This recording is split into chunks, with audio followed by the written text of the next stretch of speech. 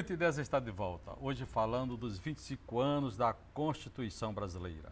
Conversando com a gente sobre o tema, o presidente da Ordem dos Advogados do Brasil, Seção Ceará, Valdetário Monteiro, e o presidente da Comissão de Direito Internacional da OAB, Edson Portela. Doutor Valdetário, os principais objetivos da Constituição foram atingidos? Uma Constituição, ela surge, como o próprio nome diz, para constituir um país, para constituir uma nação. Nós podemos falar de diversos países dentro de um mesmo Brasil com essas várias constituições que tivemos. O próprio nome já diz, é constituir, constituinte. Então, o processo de construção, ele vai demorar, esperamos nós, por muitos e muitos séculos, 1000 anos. E esse processo de evolução tem metas a serem alcançadas pelo texto constitucional que nós vamos atingir daqui a 100, 200, quando estivermos comemorando as gerações futuras, 300 anos de Constituição Federal de 1988. Agora, eu diria que a médio e longo prazo, nós já alcançamos bons objetivos, já há avanços, sem sombra de dúvidas, significativos para o município onde se vive, com a mudança constitucional, tratando de uma forma mais prioritária a gestão municipal. Nós precisamos agora adequar isso para que mais recursos venham para o município, porque o cidadão vive mesmo naquela circunscrição de terra em que ele habita. Então, ele não vive no estado do Rio Grande do Sul, ele não vive no estado do Ceará, ele vive lá em Arneiroz, em Juazeiro, em Amontada, no Trairi, ele vive naquela região onde ele habita no dia a dia. A Constituição Federal teve o condão de forcejar uma visibilidade maior para a importância disso.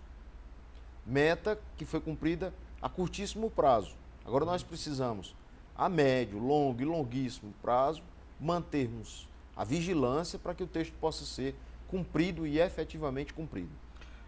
Doutor Edson Portela, a Constituição resgatou, por exemplo, a cidadania do povo brasileiro? Com certeza. Como eu disse, ela recebe o apelido, né, no direito de Constituição Cidadã. E só retornando um pouco aí para, por exemplo, Abraham Lincoln, quando falou de democracia, ele disse que democracia era um governo do povo, pelo povo e para o povo. E a Constituição nada mais a gente, voltando para outro filósofo como Rousseau, falava que a Constituição é um contrato social que visa o bem-estar geral. Ou seja, a Constituição, como carta magna regente de uma nação, ela deve sempre visar o povo. E ela deve sempre, os mandamentos dela, emanarem do povo. Ou seja, essa cidadania que você mencionou, Olavo, ela tem que estar inserida na Constituição para ela ser uma carta que represente o povo, que possa reger o povo de uma forma harmônica.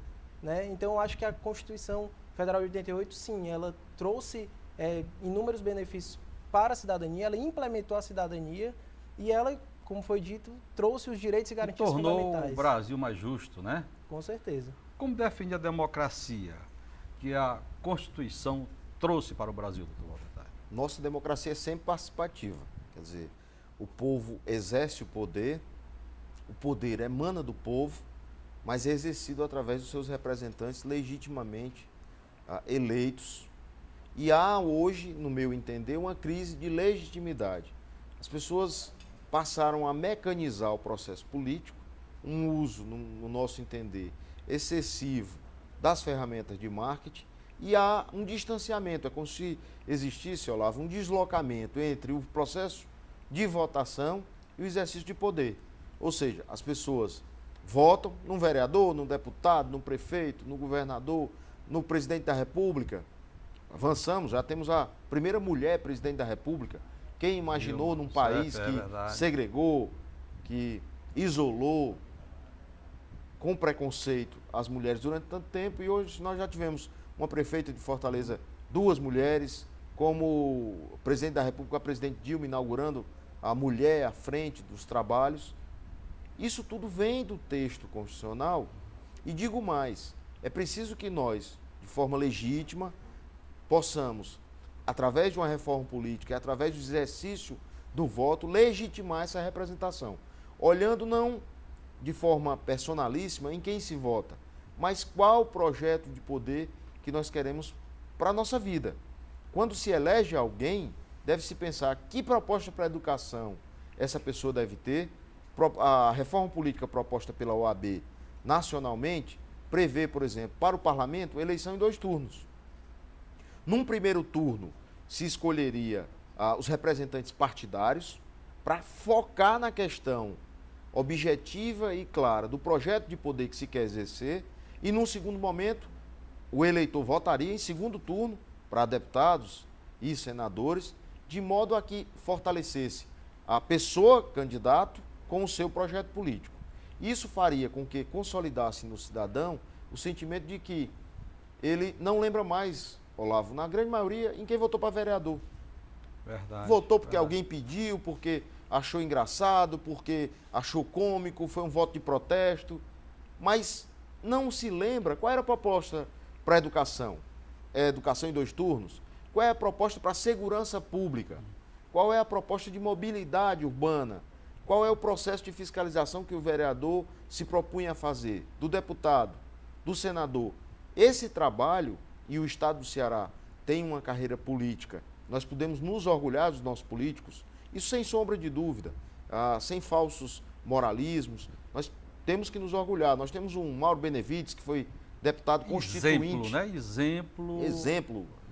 Sem sombra de dúvidas. A gente tem o senador Pimentel, já ocupou o ministério, um senador que tem procurado trabalhar e fortificar no parlamento, através do exercício parlamentar, o nosso Estado, fortalecendo o crescimento da democracia no próprio país.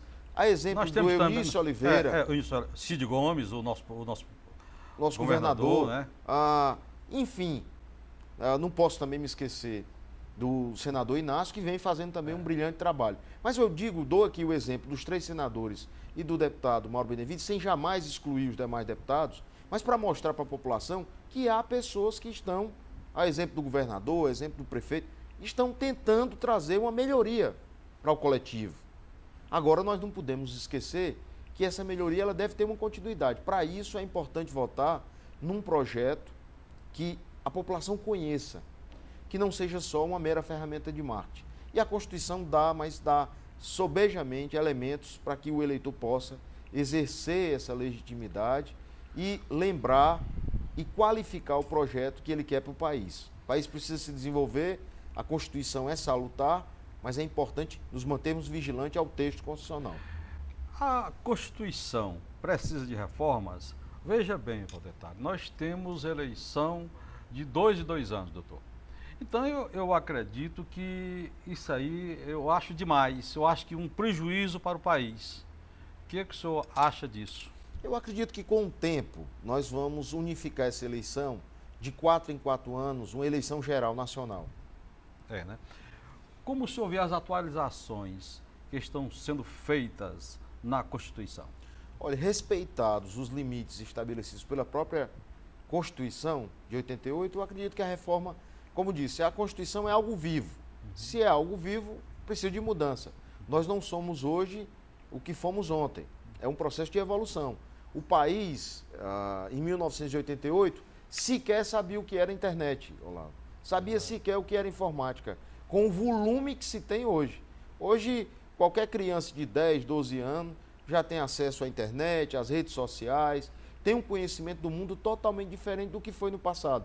Por que eu digo isso? Porque a Constituição, ela também tem que acompanhar o processo evolutivo da sociedade. Agora, isso vai se dar como?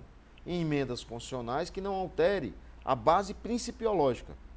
Quando nós, lá no texto constitucional, definimos que todo cidadão tem direito a requerer dos órgãos públicos informações e receber desses órgãos num prazo razoável essas informações, eu trato isso como um princípio. Seja hoje, amanhã ou daqui a 1000 anos, o cidadão tem que ter o direito à informação e tem que ser atendido pelo Estado. Quando eu obrigo a administração pública a se reger pela legalidade, pela eficiência, esse é um princípio que deve ser respeitado hoje e sempre. Então, as mudanças elas vão sempre ocorrer, são necessárias, mas nós precisamos ficar vigilantes para que elas não invadam direitos e garantias fundamentais, conquistados com suor e lágrimas. Nós não podemos nos esquecer que para chegar na Constituinte de 1987, nós passamos por um longo processo de evolução, de sofrimento, de ditaduras, para consolidar um texto que fosse efetivamente democrático e cidadão. Ulisses Guimarães, historicamente, quando na promulgação da Constituição cantou como uma Constituição cidadã, o fez nesse sentido, de que nós, o povo brasileiro, permanecesse vigilante ao texto, e as emendas elas vão sempre existir, é preciso só que o exercício do poder pelo povo, através dos seus representantes, seja efetivamente exercitado. Mandar o e-mail para o deputado, para o senador, cobrar dele se manter fiel ao texto da Constituição. Inclusive aquela profusão de emendas, né? Quando é que isso vai terminar? Estamos Por conta legislando disso, através de emendas. Todo parlamento é uma abolição de interesses. Isso, os que não procuram ver assim, timidamente, em todo colegiado, não terão condições de fazer uma leitura razoável do poder. Todo parlamento, todo colegiado é uma abolição de ideias, uma abolição de interesses. Interesses corretos, interesses justos, como também interesses injustos, espúrios. É preciso que nós, povo brasileiro, como disse, acompanhe essas emendas. A emenda para tudo. Agora, o primeiro filtro é o filtro constitucional. Vou dar um exemplo aqui de uma emenda apresentada pelo senador Eunício Oliveira, que beneficia muito a advocacia e o Poder Judiciário do Estado do Ceará. A criação de um Tribunal Regional Federal com o Estado do Ceará, do Piauí e do Rio Grande do Norte, onde o Ceará hoje, que está obrigado à 5ª região em Recife, pudesse ter uma sede de um Tribunal Regional Federal e as demandas da Justiça Federal pudessem ser julgadas aqui. Para que isso ocorra, é preciso fazer uma emenda à Constituição. Está aí um exemplo de emenda que altera o texto, mas altera num processo evolutivo. Como há emendas, por exemplo, de reforma tributária, que propõem um enxugamento da carga tributária, ao invés de pagarmos 40% de tudo que consumimos, diminuir essa carga tributária com a distribuição mais equânime e justa do bolo tributário. Reformas que são importantes para a nação. E agora eu converso com Carlos Magno. Quais as músicas mais pedidas pelo grande público? Mas por incrível que pareça, hoje são as músicas nacionais. Eu, quando comecei minha carreira, até mesmo na época o grande astro do saxofone, Kennedy, né? Então eu tocava mais, o repertório internacional era bem mais requisitado. Mas eu mudei muitos anos para cá o repertório, sempre mais em cima da música brasileira. Inclusive lá fora, né? Claro, você tocava mais, eu tocava mais as coisas brasileiras, né? Carlos Magno, você esteve na Europa. O que diverge, o europeu é mais exigente do que o brasileiro em termos de música, em termos de saxofone, que você é mestre? O que eu percebi, Olavo, lá é que o público, na verdade, ele deixa você tocar.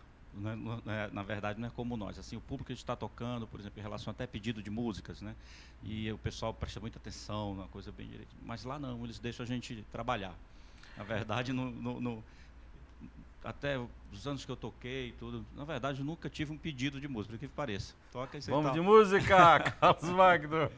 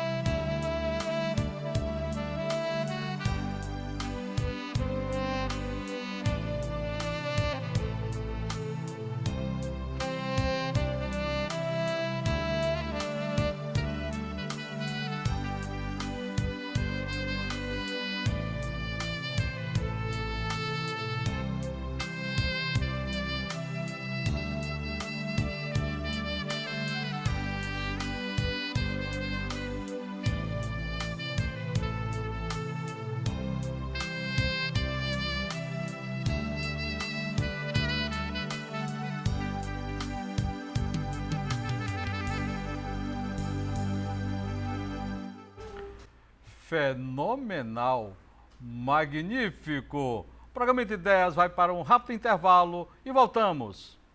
Já já.